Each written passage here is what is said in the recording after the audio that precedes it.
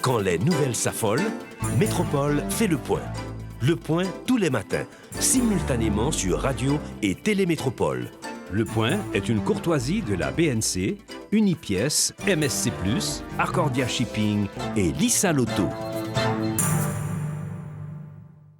Madame, Monsieur, bonjour. Bienvenue à la rubrique Le Point de Radio et Télémétropole. Merci de votre fidélité, merci surtout de l'intérêt. Avec nous ce matin, un jeune haïtien évoluant en qualité d'étudiant à Genève, en Suisse. Il s'agit donc d'Amos François, qui est politiste, avec qui on va essayer de commenter l'actualité, tout ce qui se passe en Haïti, tel que vu et compris par les jeunes intellectuels à l'étranger. Amos François est le premier choix. Bonjour, merci d'accepter d'être avec nous ce matin pour commenter l'actualité, Amos François. Bonjour, Monsieur Wendel, merci pour l'invitation. Ce qui se passe en Haïti, aujourd'hui, vous le vivez comment?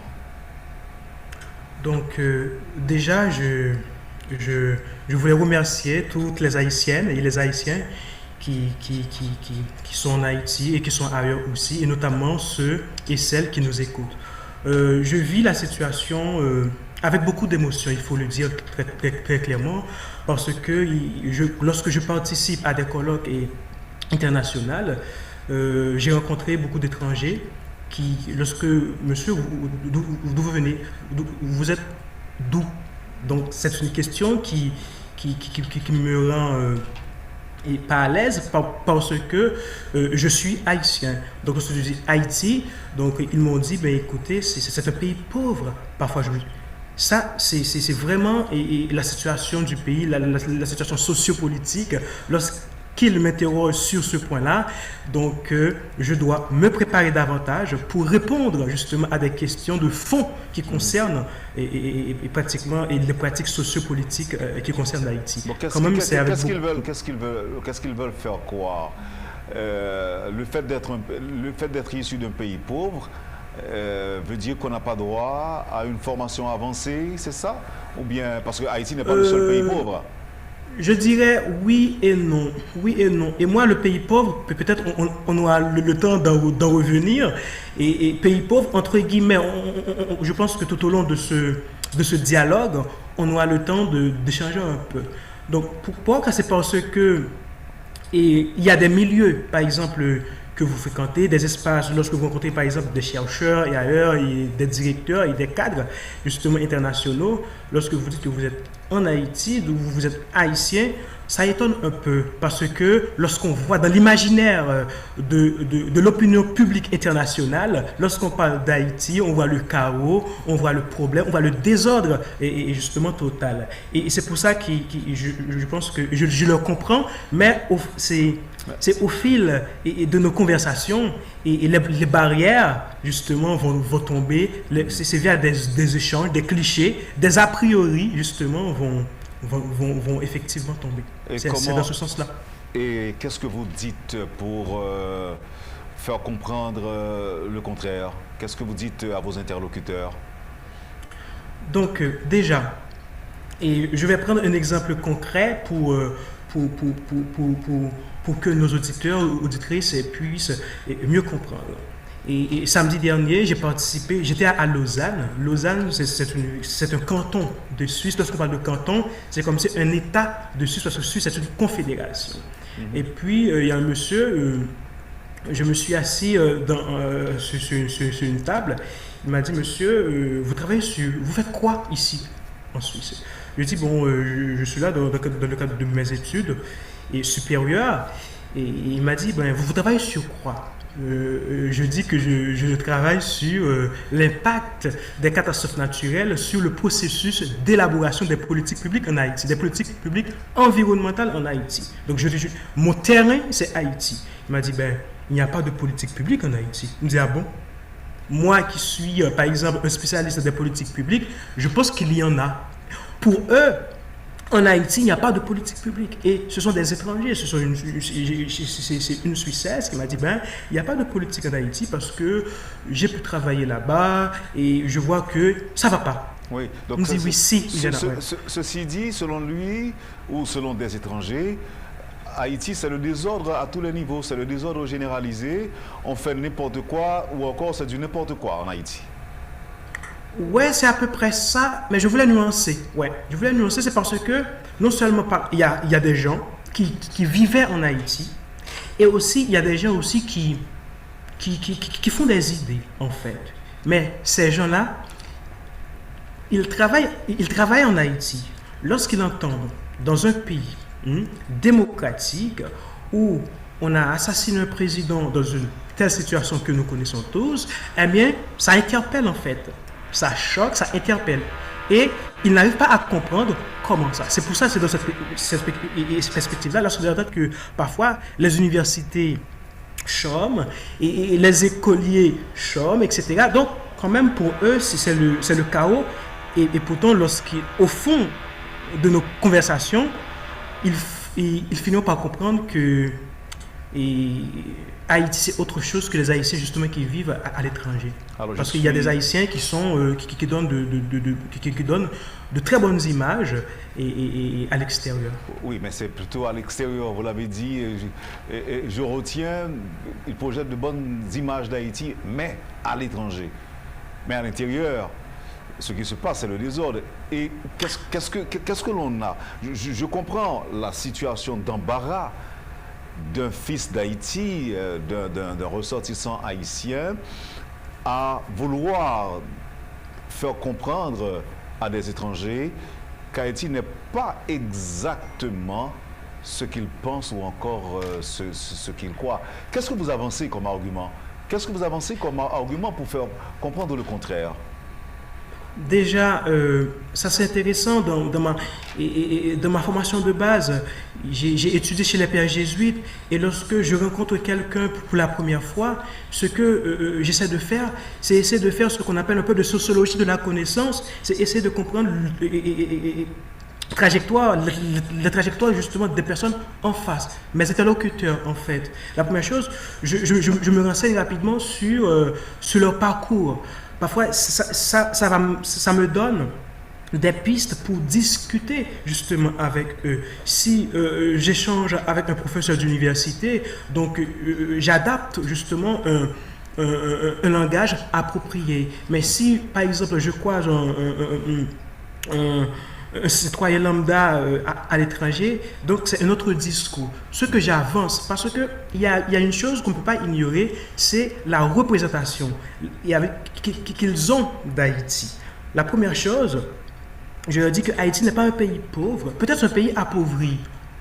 Deuxièmement, Haïti n'est pas un pays sous-développé et j'aimerais bien, lorsque j'échange avec eux, je mets ces termes entre guillemets, c'est parce que ce sont des termes qu'on utilise, donc qui entrent dans le vocabulaire occidental. C'est des clichés? Parce que, pardon? Vous voulez dire que c'est des clichés? Non, c'est pas forcément des clichés, parce que moi je peux pas, je suis pas aussi j'ignore pas aussi ce qui se passe en Haïti comme haïtien. Moi, je veux aborder les problèmes d'une manière plus intelligible. Est-ce que vous me comprenez? Mais c'est plutôt ça. On m'a dit que la personne m'a dit il n'y a pas de politique publique en Haïti. Je me suis étonné parce que je pense qu'il y en a. Peut-être on va étudier leurs faiblesses de préférence, carences, manques et autres. Lorsque quelqu'un m'a dit il n'existe pas, rapidement je vois à qui que je parle en fait. Maintenant, vous avez aussi sorti un article titré Haïti, l'État fort. Oui. C'est ça? Oui, c'est ça. C'est le titre. Oui, c'est le titre de mon article. Oui, mais l'intellectuel de votre État affirme que l'État est fort. Alors que chez nous, on parle de l'État fragilisé, l'État affaibli.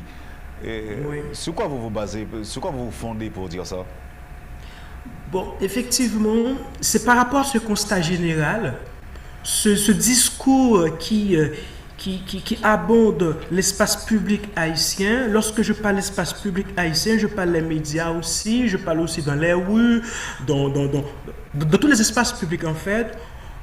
Et j'ai lu même des articles à caractère scientifique sur Haïti qui postulent qu'Haïti est un État est faible. Moi, dans mon article, j'ai essayé de prouver le contraire. Au contraire, c'est un État fort. Pourquoi? Il y a plusieurs raisons que j'ai avancées dans l'article. Peut-être c'est bien qu'on aura le temps d'en discuter. Maintenant, État faible, État fort, ce sont des concepts. Ce sont des concepts qui ont été mobilisés en sciences politiques, surtout dans les travaux américains. Et je pense notamment à des politistes qui ont théorisé sur État fort, État faible. C'est pas moi qui invente ces notions-là. Maintenant, qu'est-ce qu'un État faible? C'est un État où la société civile occupe une grande importance. C'est un État, par exemple, je prends l'exemple de la France comme État faible. Si on essaie de comprendre l'État faible ou fort dans la structuration, exclusivement dans la structuration des institutions, on va se tromper. Pourquoi? C'est parce que dans l'imaginaire haïtien, tout repose sur l'État. De même en France, lorsque vous demandez à un Français de prononcer sur un sujet d'intérêt général, ben, il va vous dire, ben, écoutez, c'est le rôle de l'État. Donc, c'est un État, effectivement, je prends l'exemple de la France comme État fort, c'est parce que la représentation des citoyens, les citoyens ont une représentation très forte de l'État. L'État va tout faire. Par exemple, dans l'article, j'ai pris l'exemple les États-Unis comme État faible. C'est parce que si on vous pose cette question, qui dirige à Washington, eh bien, un vrai politiste ne va pas vous dire que c'est le président de la République. C'est parce qu'aux États-Unis, la société civile occupe une place très importante. Tandis que dans la société française, tout comme en Haïti, eh bien, la société civile, par exemple en France, occupe une place marginale. Tout repose sur l'État. C'est en ce sens-là que je dis que l'État haïtien est fort. Est fort parce que on demande tout à l'État. C'est ça. On demande tout à l'État. Mais la société civile n'est pas structurée. Mais vu que la société civile occupe une place très marginale dans l'imaginaire haïtien, pour cela, eh bien, il est fort. Il n'est pas faible. Donc, les pays considérés comme forts sont faibles. Ma démarche, lorsque l'État est faible, la société civile est forte. Lorsque la société est forte, l'État est faible. C'est dans cette dimension-là qu'il faut comprendre, par exemple. Par exemple, je vais reprendre l'exemple des États-Unis comme État faible. Pourquoi État faible? Parce que les corporations, les lobbies occupent une place très, très importante. On ne peut pas décider, sans tenir compte d'autres corps et corporations de la société civile. C'est parce que la société civile occupe une place fondamentale. C'est pour ça que l'État est faible. C'est pas parce que les institutions américaines sont faibles au sens commun du terme. Au contraire, les institutions américaines, surtout le régime présidentiel américain, sont réputées pour leur rigidité. C'est pas ça, c'est pas là ma démarche. Ma démarche est plutôt de la représentation. Comment les citoyens conçoivent les autorités publiques de notre pays? Eh bien, tout repose sur l'État. Et bien, vu que tout repose sur l'État, on pense que l'État peut tout faire. Eh bien, l'État est fort. C'est pas moi qui invente l'État faible, l'État fort. C'est juste que je donne du contenu. Si on veut rester, par exemple, si on veut être pragmatique, oui, et qu'on a un choix, par exemple, à faire entre le choix d'un État fort et le choix d'un État faible, qu'est-ce qu'on devrait choisir? L'État faible? Dans mon article, je plaide pour un État faible. Plutôt, c'est ça, c'est dans le sens un État faible où il faut accorder une grande importance, une grande place à la société civile. Un État, je dirais, plutôt facilitateur qui facilite les échanges entre les groupes sociaux de ce pays. Parce que c'est ça qui est important dans l'État faible, c'est-à-dire que la société civile occupe une place très importante. Merci Amos François. Vous allez souffrir un instant, le temps pour nous d'observer la pause et l'on reviendra tout de suite après. Vous suivez, madame, monsieur, la rubrique Le Point de Métropole. Notre invité, le jeune Amos François, politiste, qui intervient à partir de la Suisse. Il commente l'actualité pour nous ce matin à la rubrique Le Point de Métropole. On vous retrouve tout de suite après la pause. Le Point est une courtoisie de la BNC, Unipièce, MSC+, Accordia Shipping et Lissa Lotto. Bienvenue, Madame, Monsieur, à la deuxième partie de la rubrique Le Point de Métropole. Amos François est notre invité ce matin. Haïti, l'État fort. États-Unis, la France, des États faibles. Dans votre projet de thèse de doctorat sur les impacts des catastrophes naturelles sur les politiques publiques environnementales, on devrait s'attendre à quoi? Merci beaucoup pour cette question. Juste une petite notification.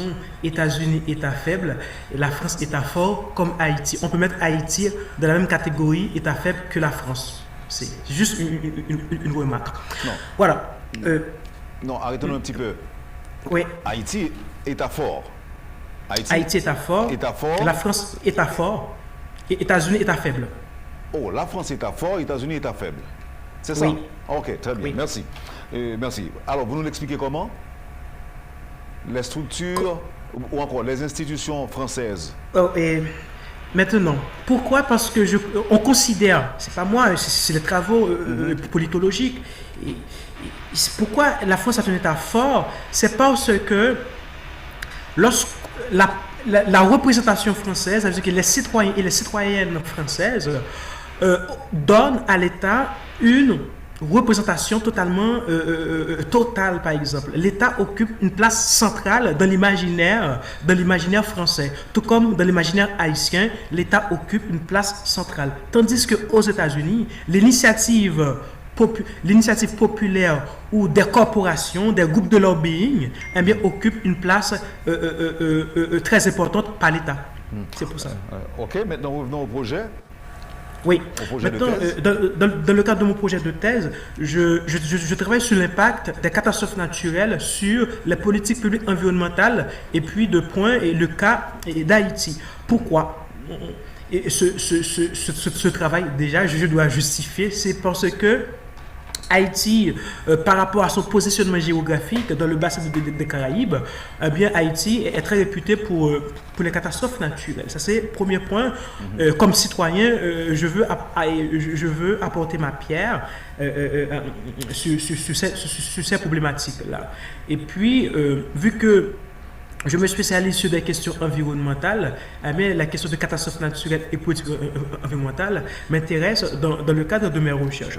Ce que je vais vérifier, en fait, dans tout cela, c'est que lorsqu'il y a une catastrophe dans le pays, ce que je vais voir, c'est comment l'action publique haïtienne saisit de ces problèmes-là. Parce que dans tous les pays, depuis 1755, après le tremblement de terre de Lisbonne, eh bien, il y a un grand tremblement de terre qui a dévasté justement ce territoire-là. Eh bien, à partir de ce moment-là, il y avait des politiques publiques environnementales pour réduire les risques liés aux catastrophes naturelles, notamment le séisme.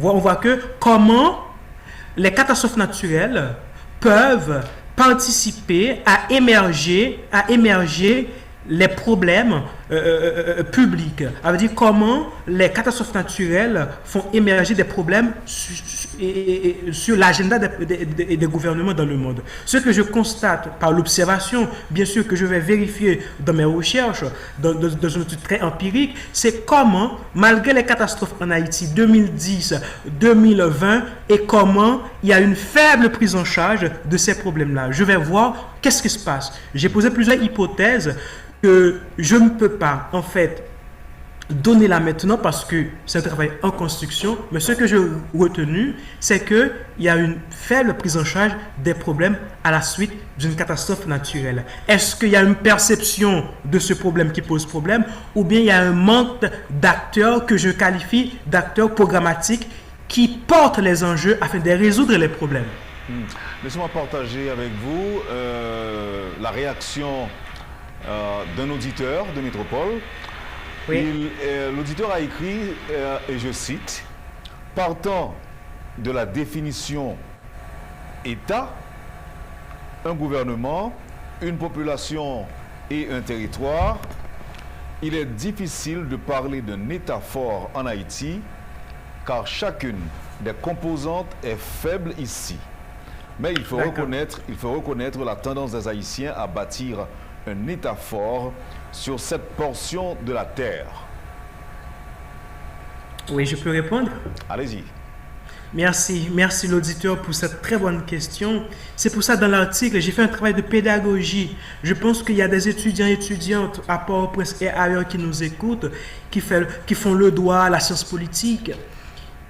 La définition que l'auditeur vient de soulever, c'est la dimension la plus classique. C'est la dimension matérielle de l'État. L'État n'est pas forcément...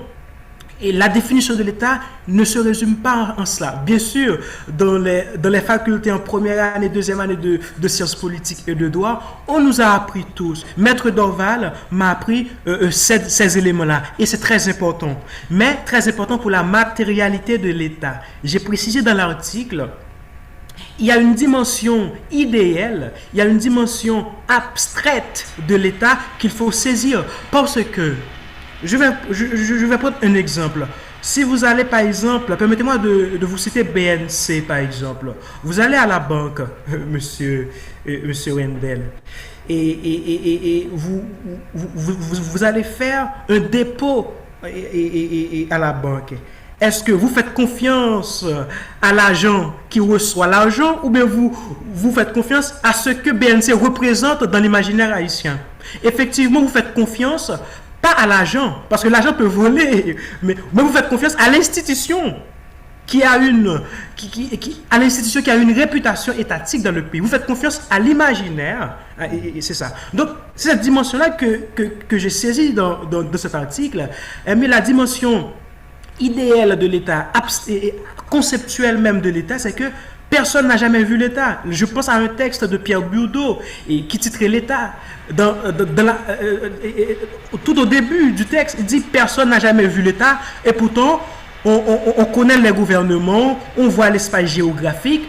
Si on essaie de comprendre, si on va essayer de saisir l'État dans sa dimension matérielle uniquement, c'est sûr que mon article est très mal compris. Mais il faut s'approprier aussi d'une dimension conceptuelle, c'est la représentation, c'est comment les citoyens conçoivent l'État. C'est ça ma démarche. Eh bien justement, et comment ils conçoivent l'État, cette compréhension-là vient justement de la définition, comme vous l'avez dit, partagée par les professeurs avec les étudiants en première année sciences politiques. En première année, c'est ce qu'on vous dit. Et oui. La majorité des gens pensent que l'État, c'est le peuple, c'est les institutions et autres. C'est ça, mais c'est pas tout. Non, je suis d'accord que c'est pas tout, mais ça ne veut pas dire non plus que cette définition-là est erronée. Ça ne veut pas dire cela. Non, pas du tout. Au contraire, dans mon article, j'ai précisé la dimension matérielle de l'État et je dis que parce que lorsqu'on écrit un article, je me dis que je ne vais pas m'attarder sur cette dimension-là parce que tout le monde le connaît, mais je veux aller plus loin dans la dimension abstraite de l'État, parce que pourquoi les politistes considèrent les États-Unis comme un État fédéral faible, c'est parce que la société civile ne joue pas un rôle marginal. La société civile joue un rôle très important, occupe une place très importante, non seulement dans l'imaginaire américain, et en termes de décision aussi. On ne peut pas décider seul. La Maison-Blanche ne peut pas décider seule aux États-Unis, parce qu'il y a d'autres corporations qui occupent une place très importante. Mais dans le cas d'Haïti, pour revenir à notre pays, oui, présenté comme l'État fort où rien ne marche, la société ne joue pas ce rôle non plus, les institutions non plus. Donc, aidez-nous à comprendre cette place-là, la place d'Haïti et le rôle d'Haïti. Oui, c'est une très, très bonne question. Et pour le cas d'Haïti, pourquoi Haïti est un État faible? Déjà, dans notre imaginaire par rapport à l'État, il occupe une place très importante. Ça, c'est la première chose. La deuxième chose, c'est que... Dans les faits. Oui, dans les faits. On va dans les faits, par exemple. Eh bien, la société civile Et est-ce que l'État décide, est-ce que l'État peut, par exemple, décider, on voit que la société civile en Haïti est faible. La société civile est faible, elle n'est pas organisée en fait. Et on peut discuter aussi sur ce qu'est justement la société civile au sens de... Voilà ce que je voulais dire. La société civile est faible. Oui. Ou quand l'État est fort. quand l'État est fort. Mais nous autres ici, ce n'est pas seulement la société qui est faible. L'État aussi est faible. Oui, effectivement, c'est pour ça. L'État est faible, excusez-moi. Nos institutions sont faibles. Rien ne fonctionne, rien ne marche. Donc, est-ce que Haïti ne mérite pas un autre classement ou encore ne devrait pas appartenir à une autre catégorie? Très bien, très bonne question. Lorsqu'on mène, par exemple, dans mon article, je reviens sur mon article, parce que c'est l'objet, j'ai présenté 2 catégories, État faible, État fort, 2 points, beaucoup de buts pour rien. Ça, c'est un paragraphe que je titrerai. Maintenant, après avoir travaillé sur les catégories, sur les dimensions, État fort, État faible, je vois que Haïti est plutôt dans l'État et faible, et fort, par exemple. L'État fort, c'est ce que je défends. Maintenant, à la fin de l'article, j'ai posé une question très importante. Est-ce qu'un État faible veut dire que on écarte toute autorité publique légitime? Et puis, point d'interrogation. C'est parce que l'article ouvre à de nouvelles perspectives de la réalité. Maintenant, je reprends ma formule de l'article. Si on regarde les institutions, la structure des institutions, on ne veut pas comprendre l'État fort, l'État faible. Encore une fois, ceux et celles qui me regardent, qui nous regardent aujourd'hui, État fort, État faible, ce ne sont pas mes interventions, mes inventions ou bien vos inventions. Ce sont des travaux qui ont été largement élaborés en sciences politiques. État fort et État faible. Maintenant, vous avez raison, monsieur Wendell, c'est que lorsque, à la fin de l'article, on peut toujours créer une autre dimension pour Haïti. Pour une dimension, c'est pour ça que je parle d'État facilitateur dans l'article, un État où les groupes sociaux, les intérêts et différents, voire contradictoires et opposés même, eh bien, occupent une place très importante dans la décision publique. J'essaie de créer une autre dimension à la fin de l'article. Mais si je me préoccupe sur les travaux de sciences politiques en termes de dimension, Haïti est un État faible au regard de ces travaux qui ont été largement diffusés en sciences politiques. C'est plutôt conventionnel alors. Ouais. Maintenant, partant de ces faits-là, et quelles sont donc les perspectives pour l'État fort que nous sommes? Mais déjà comme perspective, c'est que je plaide pour un État faible. Un État faible, ce n'est pas au sens d'institution que je parle. Je parle au sens où la société civile doit jouer son rôle. Et lorsque je parle de société civile, je parle que c'est une société apolitique, comme on dit, mais société civile entre guillemets. Et il y a des groupes qui portent des discours apolitiques, mais qui défendent aussi et des intérêts politiques et en filigrane. Donc, on peut mettre que société civile entre guillemets, parce que société civile, ça veut dire quoi? C'est un groupe apolitique, mais les acteurs portent des discours politiques. Maintenant, quelle perspective? Je plaide pour un État, pour que les institutions fonctionnent. C'est ça. Maintenant, qu'est-ce que je propose? Oui, mais à partir du moment que les institutions fonctionnent, eh bien, à ce moment-là, on va se trouver dans l'embarras de dire, est-ce que l'État est fort? Est-ce que l'État est fort? Est-ce que l'État est fort ou est-ce que l'État est faible? Oui, encore une fois, État fort, État faible, si on le prend, je pense qu'il faudrait le prendre dans le sens de par rapport à la société civile. En Haïti, vous êtes d'accord avec moi que la société civile occupe une place marginale. Tout le monde le constate. Tout le monde le constate. Moi, je plaide pour que la société civile, où les intérêts diversifiés de la société soient organisés Pas que tout le monde soit pensé de la même manière, c'est pas ça l'idée. Il faut que l'État joue son rôle de facilitateur, les échanges, pour que les choses marchent. C'est dans cette perspective-là que je dis que Haïti est un État fort. Comment renforcer la société, par exemple? Pardon? Comment renforcer la société? Renforcer? La société. La société civile? Oui. Oui, société civile, c'est quoi la question? Comment rendre la société civile forte? Comment renforcer la société civile? Ok, très Selon bien. vous. Très bonne question. Maintenant, c'est une question de socialisation à la base. La société civile, c'est que des groupes, par exemple, ça passe par un processus de socialisation, par un processus d'éducation aussi. C'est parce que et pour qu'on a une société civile, je dirais, éclairée en fait. Lorsque je dis éclairée, c'est pas dans le sens, c'est pas dans le mauvais sens.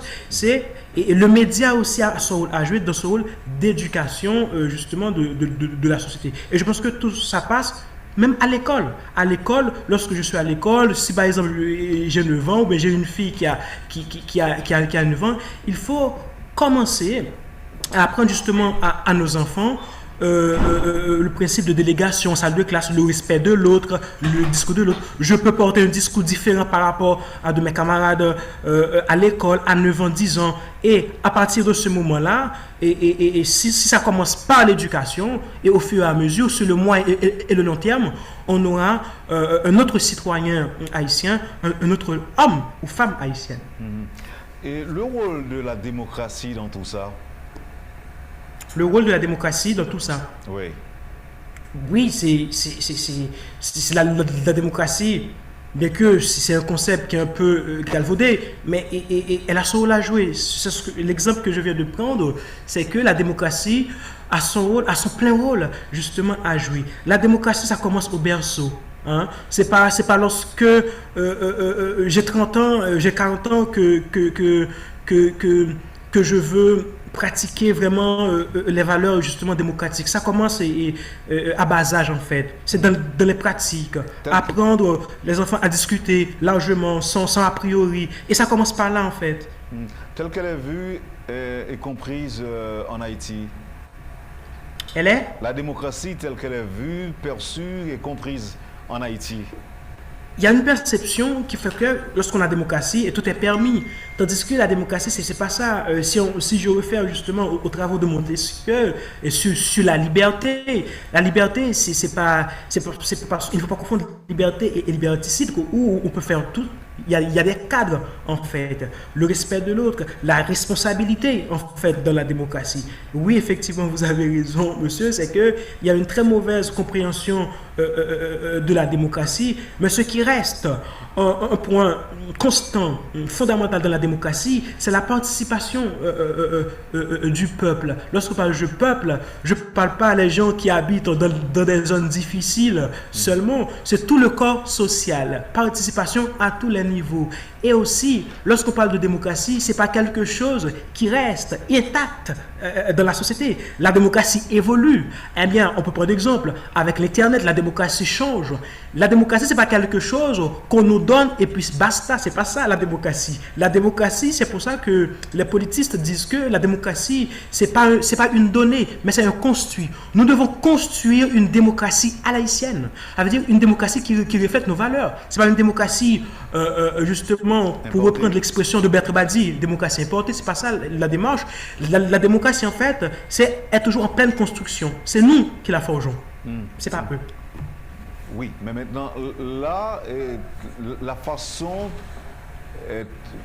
dont elle est comprise, exercée même, je dirais, par une frange importante même de la population haïtienne, est-ce qu'il n'y a pas lieu de questionner notre démocratie? Je veux dire, l'expérience qu'on fait de 1986 à nos jours. Oui, c'est... Effectivement, vous avez raison, il faut revoir les choses. Et c'est pas mauvais de revoir les choses. On a le droit de faire des erreurs. comme tout le monde, comme tout peuple. C'est ça. Ça fait partie du processus même du changement. Si je reviens aussi sur mon rôle d'éducation. Et lorsque je parle d'éducation, ça a un rôle très important, justement. Ça s'apprend. Et je vis actuellement en Suisse. Je peux prendre un exemple très banal. Je vois que presque toutes les décisions qu'on peut traiter en Haïti de banal font sujet même de participation des citoyens. J'avais dit que les citoyens participent activement dans les décisions. Mais pour que les gens participent, il faut que les gens soient d'abord éduqués. Déjà. Les gens doivent comprendre pourquoi ils participent. Pourquoi? Est-ce que vous pensez, Amos François, que nous sommes sur la bonne voie aujourd'hui? Si je vous dis qu'on est sur la bonne voie, c'est que je mens. Mais aussi, je ne peux pas vous dire aussi, c'est fini aussi. Non. Je pense qu'on est en plein, on est dans un processus, on est vraiment dans une phase de l'histoire. L'histoire est sombre, certes, mais je pense qu'il y a un espoir, c'est parce qu'il y a la jeunesse. La jeunesse, c'est un espoir, en fait. Tout comme les adultes aussi. La jeunesse, on peut se laisser en termes d'esprit. Mais je pense il faut faire émerger aussi d'autres acteurs qui portent d'autres idées aussi. C'est très important, la notion d'idée, justement. Et je crois que avec d'autres personnes, ceux de la diaspora ou en Haïti, on peut avoir une autre perspective pour l'avenir. On peut faire ça, je pense. Je vous remercie infiniment, Amos François, d'avoir accepté d'être avec nous ce matin. Et on a eu quelques moments de bonne réflexion pour le pays. Merci de votre disponibilité. On garde contact et on pourra bientôt se parler. Merci, je vous remercie pour l'invitation. Merci à tous et je profite pour remercier ma famille, mes frères et ma mère, Anne-Joseph, qui nous écoutent justement des Gonaïves. Voilà. Merci encore une fois. Vous avez suivi, Madame, Monsieur, la rubrique Le Point de Métropole. Amos François était notre invité ce matin. Merci de nous avoir acceptés chez vous. Passez une bonne journée et à demain. Quand les nouvelles s'affolent, Métropole fait le point. Le point tous les matins, simultanément sur Radio et Télémétropole. Le Point est une courtoisie de la BNC, Unipièce, MSC+, Arcordia Shipping et Lisa Lotto.